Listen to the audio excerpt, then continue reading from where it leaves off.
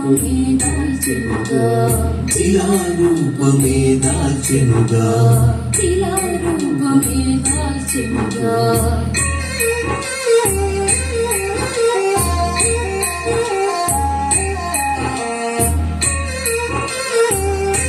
చూడ స్వామి కానరాడాయే సమతులు ఇద్దరు పరుగున వెళ్ళి శిలారూపమే చూసెనుగా, శిలారూపమే చూసెనుగా.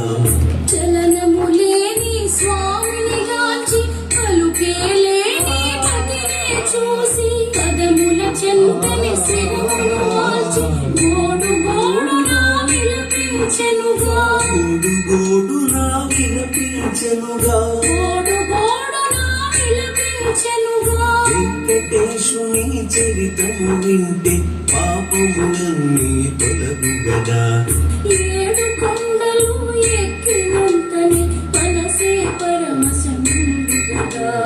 వెంకటేశుని చరితము వింటే పాపములన్నీ తొలగు గదా, ఏడు కొండలు ఎక్కినంతనే మనసే పరవశముందు గదా. మాత స్వామి శిలారూపము చూసి దుఃఖించుట. ఎందుకు స్వామి శిలగా మారిపోయావు? ఇద్దరి కోడళ్ళ ముద్దు మురిపాన్ని దూరం చేశావంటూ తల్లి మనసు తల్లడిల్లిపోయిందంటండి. ఆ వైనం ఇప్పుడు చూద్దాం.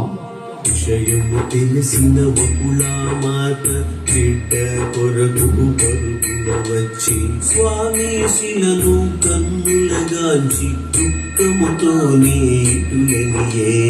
కోమలమైన దేహం నీది శిలగా మారినందుకు ఇద్దరి కోడళ్ళ పాపం దూరం చేసితివి.